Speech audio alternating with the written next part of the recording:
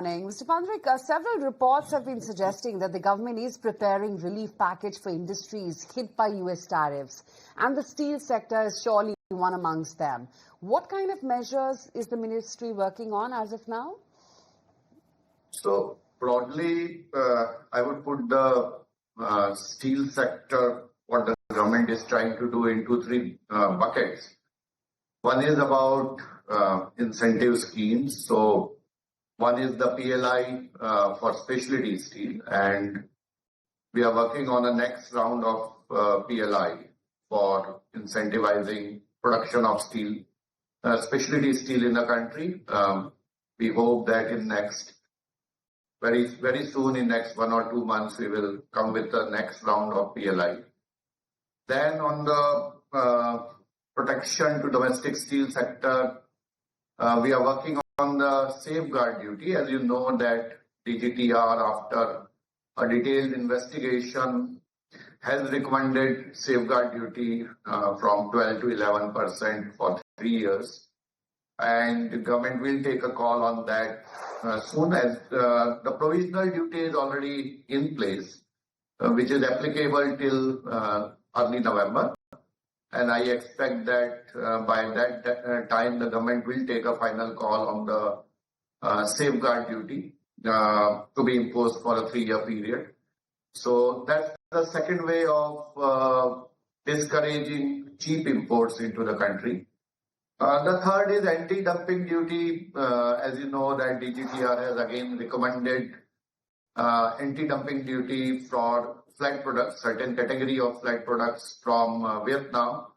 So that is under consideration of the government. I expect a decision on that because again, cheap imports, flat products impact the domestic industry. So that's the third thing. CRNO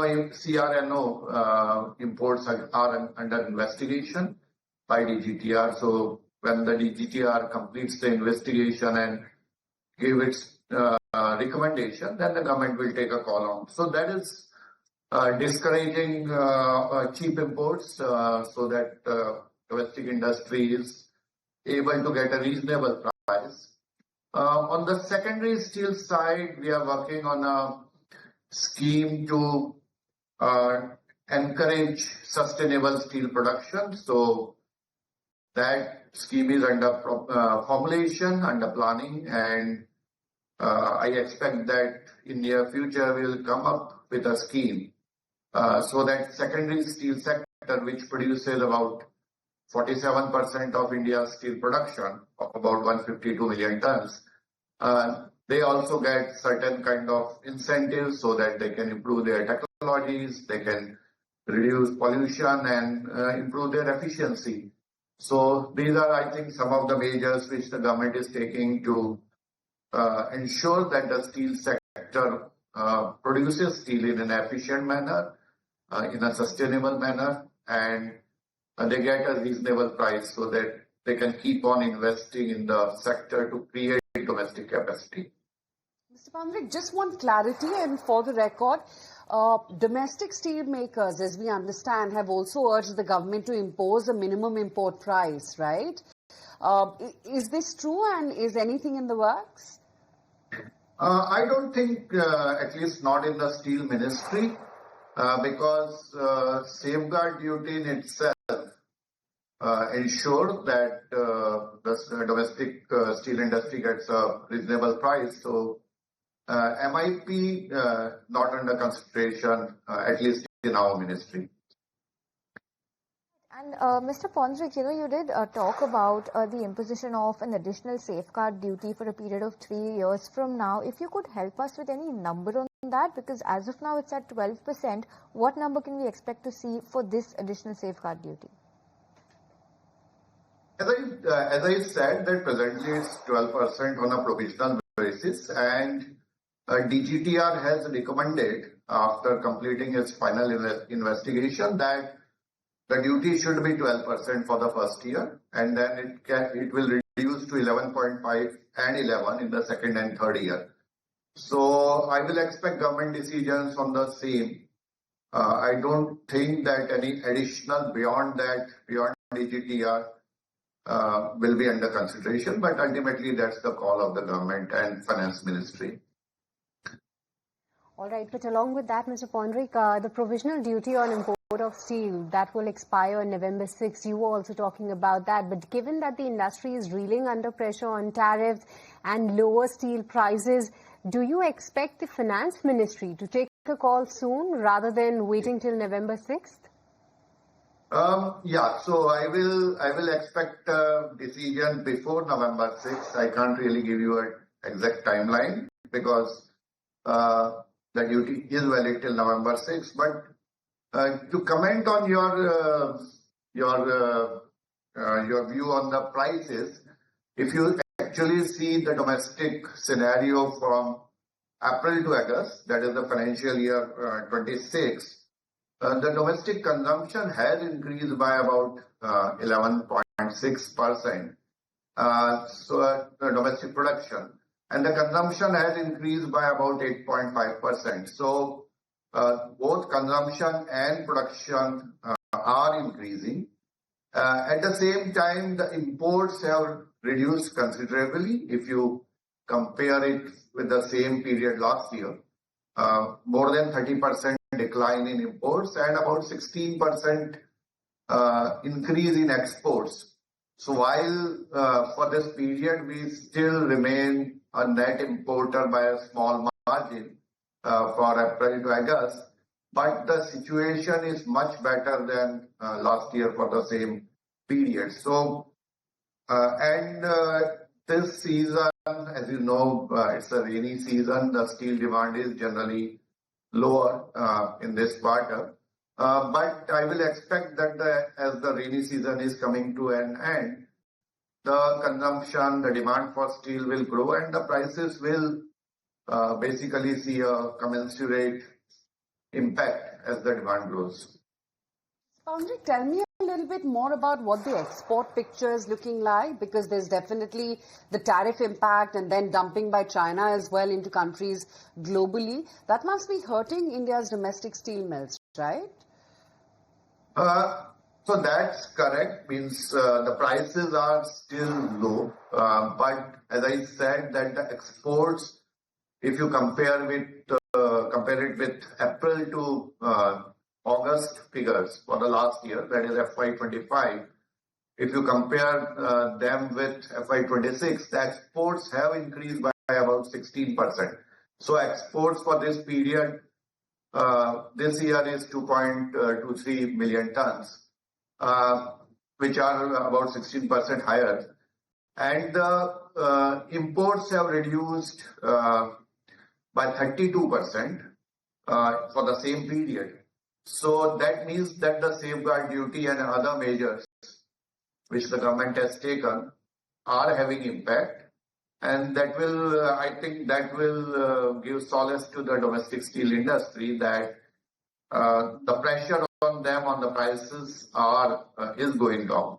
And as I said, that if the demand increases, which is expected after say September, October every year, then the prices will have a commensurate impact.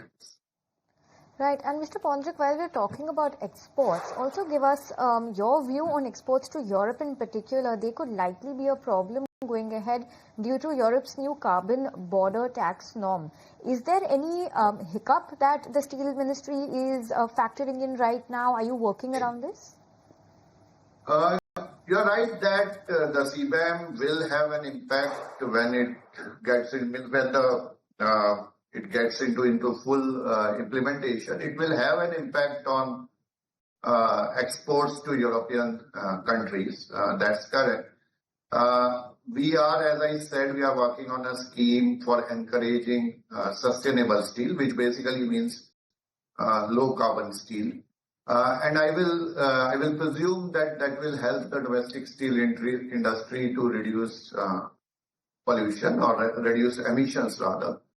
And that will help them to continue exporting to European Union. To what extent that will have an impact on domestic steel industry, we will have to see. But yes, there is pressure on exports to the European Union on that. But at the same time, I would say that, as you are aware, that Indian steel consumption is growing for last 3 years at 12%. This year it's slightly lower at 8.5 for April to August, but we expect it to grow faster. So Indian domestic market in itself is enough to absorb the steel. And if you actually see exports in the overall production of Indian steel last year, that's only about 3% of Indian production. So that should not affect the Indian steel industry to that extent, as our country is perhaps the only major economy in the world which is seeing such growth in consumption. All right, and also Mr. Poundrik, the India's steel consumption, that's expected to touch 240 to 250 million tons by 2030. Help us understand what measures is the industry taking and the ministry is also taking to protect and support India's steel industry and especially their capacity expansion plans to meet the rising steel consumption. You're right. By 2030, I would presume demand, as if it continues the way it is growing, then it will be something around somewhere between 230 to 240 million tons, and we will need a capacity of about 300 million tons, because generally the steel industry works at 75 to 80%.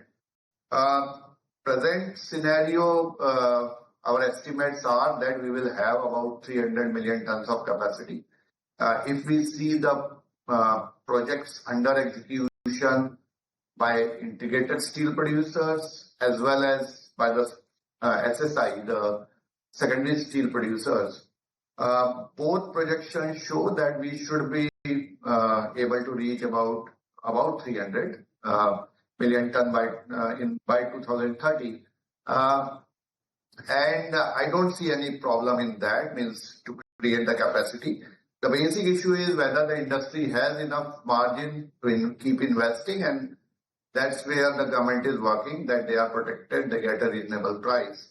One more major, which the government is taking to ensure that cheap and substandard steel doesn't get into the country from outside, is the effective implementation of quality control orders, because last year we saw that from certain countries, cheap and substandard steel was either directly or indirectly coming to the country, and effective implementation of QCOs ensures that the domestic players and the foreign producers are at the same level, at the same playing level, so that we don't get below quality or below standard steel into the country. So that also helps the industry to ensure that substandard steel doesn't come.